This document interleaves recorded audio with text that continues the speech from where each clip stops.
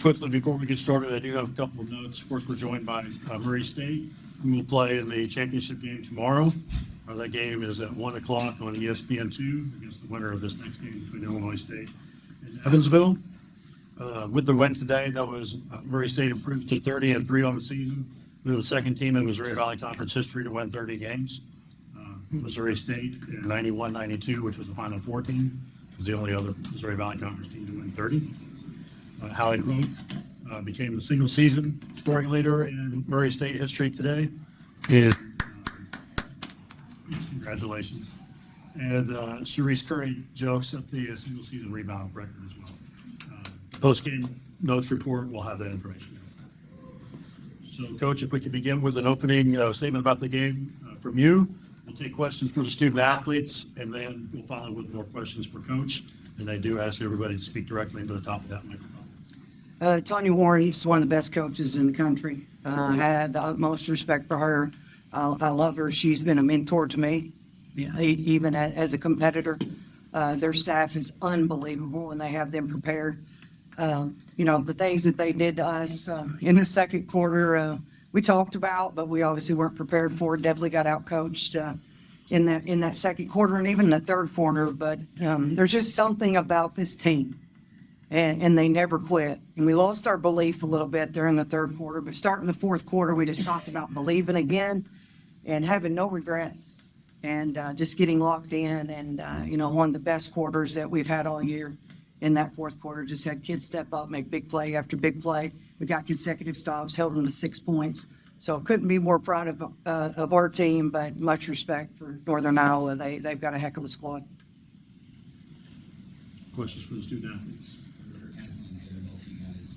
All year long, the word grit has been used to describe this team, and you kind of see it here again. Just what is it about this team to, whenever that lead gets blown, to still be able to have the result that happened in the fourth quarter like you guys had? I think just staying composed. Like you said, we've had several games where we have been down, where we had to come back, where we didn't really answer to runs like we thought we would. But I feel like when we're out there playing, we're just so composed, and it's just like the experience of going through those games throughout the regular season, I feel like it's prepared us for this time. And that's all we said in the regular season after going like having those games is like, hey, this is prepared us for tournament time. And that was a prime example of just being composed and responding to our runs. I feel like we responded well. I would agree. I think during this game, like there was times where we weren't focused, and I think I kept reminding our team, we all kept reminding each other just to stay focus on the scout. And I think through the fourth quarter, we just really took advantage and stayed focused. And I think that just what led to the win today. I guess if you just your performance today, I know that Coach always talks about the big four, but you really had big moments. So just what was the mentality going into this one, and just to come out of it with the win? Just doing anything for my team. I was going to tell myself shoot with confidence. I haven't seen the three go in a lot this year, and so when I shot, I just made sure to shoot it with confidence. And always my teammates, I couldn't do it without them. All the assists and passes that they make to me, and just anything for my team to help us win. Any other questions for the student athletes? Questions for Coach? It was just, again, the hot start and then the way it ended too. Just, you talked about the belief and that message with the team, but just what was going through your mind whenever that lead was, coming up? Well, I knew I was getting out-coached. I wouldn't let them go on an 11-0 run and waited too late to call a timeout. I'm pretty stingy with those. So I owed it to them to instill belief in them going into that fourth quarter because I'd let them down. But they never give up. They never give in. We bend, but we don't break. That's kind of, we've grinded it out all year long. But when you have the players that we have on our team, when we have the coaching staff that we have, that just digs in, and there's not much that any other team does that we don't know about. I just got great people that surround me and make me look good on a daily basis, and these kids did that again today. The contrast between the third and fourth quarter was stark. What was just the message that you between the quarters? It's about getting stops. We have certain parameters or goals that we set for every game, and one of those is that I'm old, not, this is year 30. And there's one goal that we have set that if we get 6 kills, we never lose. And a kill is 3 stops in a row.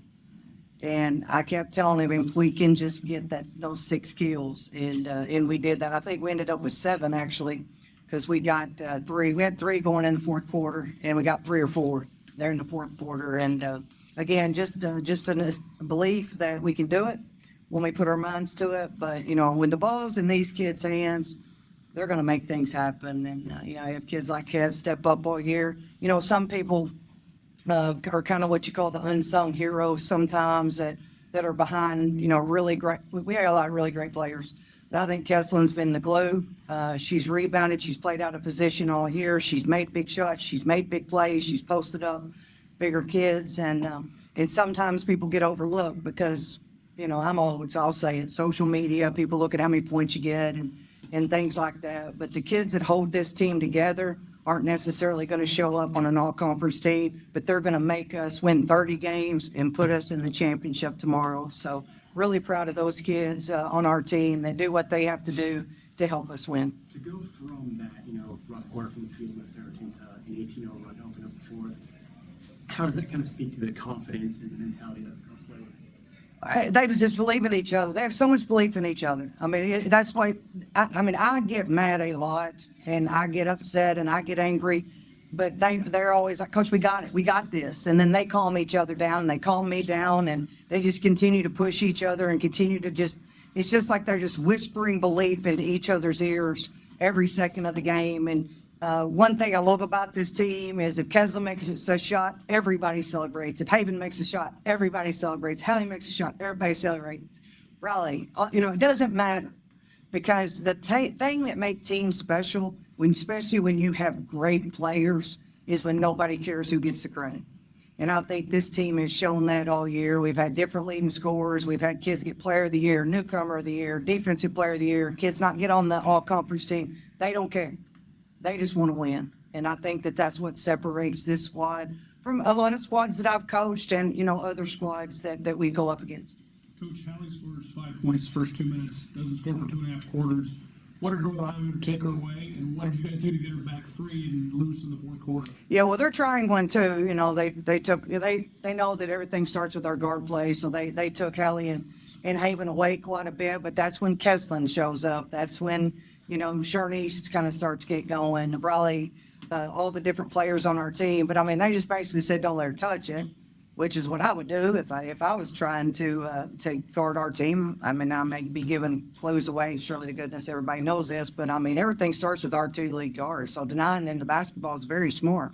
We have other good players on this team too, but once Haven makes the shot, once Hallie makes the shot, you can just kind of feel the juices flow, and they kind of feed off each other and get excited. And then we were able to get loose, kind of get downhill, and they made some really good plays together. What's the message for the team ahead of tomorrow's championship matchup? Just stay the course, trust the process. You know, our whole pregame speech was about how March doesn't care. March doesn't care what your record is. March doesn't care if you have the best team or the best players. If you're a ranked team, it doesn't care. It's all about the madness. And it's about the toughest and most connected teams that are going to win the game. We got a lot of very tired young women in our locker room, so recovery is going to be as big as anything. Maybe this game will go into triple overtime if we're lucky. But it doesn't matter who we play tomorrow. There's 2 great teams, 2 great coaches out there. But we've got to do our part to get our kids ready mentally and physically to be ready to go to battle again tomorrow. I have a question for Coach Rochelle. How does it feel to be the Coach of the Year going to your back-to-back championship? I'm not real sure that's legal, is it? Well, the reason I'm Coach of the Year is because of the players on my team, the coaches on my staff, the support staff, the administration that has backed this program, that has made these young women feel believed and feel warranted of great things. I mean, the Coach of the Year award is not about one person. It is about all the people that surround me. You're only as good as the people around me, and I have the best. Well, end on that one. Yeah, thanks. Good player of the year, thanks.